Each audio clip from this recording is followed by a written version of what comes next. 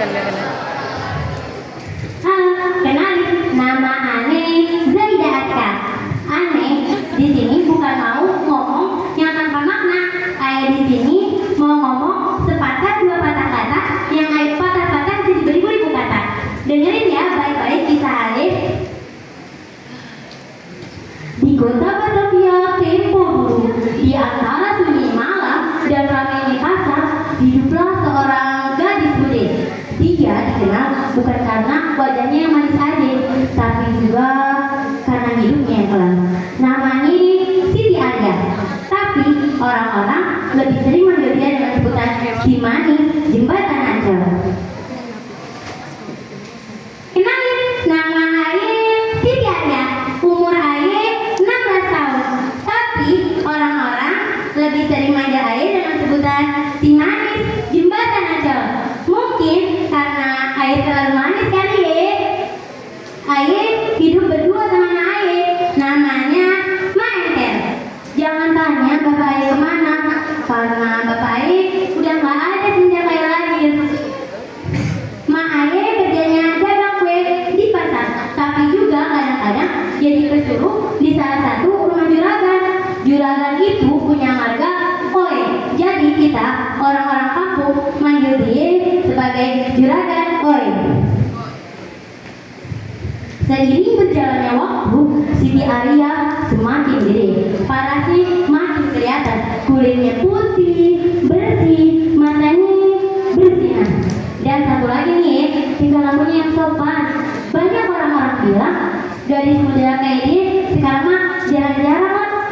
Tapi kadang-kadang tuh ya, nasib tuh bukan datang pakai suara, pakai pandangan orang-orang yang mulai melihat Siti Arya bukan lagi sebagai anak kecil.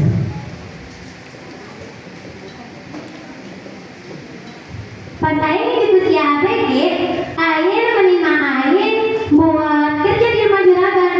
Di situ Aye ngerasa orang-orang tuh ya matanya pada tertuju sama Aye, apalagi cowok-cowok. Sampai suatu malam tiba-tiba semuanya berubah. Aye disuruh ke ruangan juragan. Nah, juragan tuh nyuruhnya lewat Centeng. Tapi waktu Aye jalan ke ruangan juragan, tuh Centeng ikutin Aye dari belakang. Sampai waktu Aye masuk, tiba-tiba pintunya ditutup. Ruangan itu sunyi, hanya ada kursi, meja, baunya aneh kayak campuran dupa dan parfum mahal. Di ujung ruangan, juragan duduk santai, tapi tatapan matanya yang aneh, bukan kayak selayaknya orang tua yang lagi ngeliatin anaknya, tapi kayak laki-laki yang punya yang lain. Siti berdiri di depan pintu, hatinya dik. Rasa gak enak mulai naik dari perut ke dada. Dia bingung kenapa dia dipanggil malam gini, kenapa dia dipanggilnya sendiri, kenapa tuh juragan nyuruh Centengnya tutup pintu. Habis kayak gitu, juragan langsung ngomong to the point. Kalimatnya halus, dibungkus janji manis yang isinya buat ngeracunin masa depan. Juragan ngomong,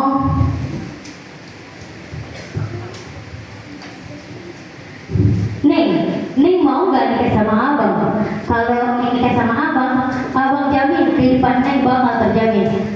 Neng bakal tinggal di rumah mewah, punya harta berlimpah. Emang Neng gak kasihan sama Mama Neng? Tiap hari harus banting tulang buat ngebiayain Neng. Di situ Aye kaget, alam bukan belakang. Selama ini Aye udah nganggep juragan tuh kayak bapak Aye sendiri. Aye jawab aja, ya Allah juragan, Aye kagak nyangka bakal denger omongan kayak gini dari juragan. Hidup enak lah, emang enak juragan. Tapi Aye kagak mau hidup kayak burung dalam sangkar. Kelihatannya indah, tapi aslinya merana. Aye kagak mau juragan. Habis Aye ngomong kayak gitu, tiba-tiba tangan Aye dipegang kenceng-kenceng.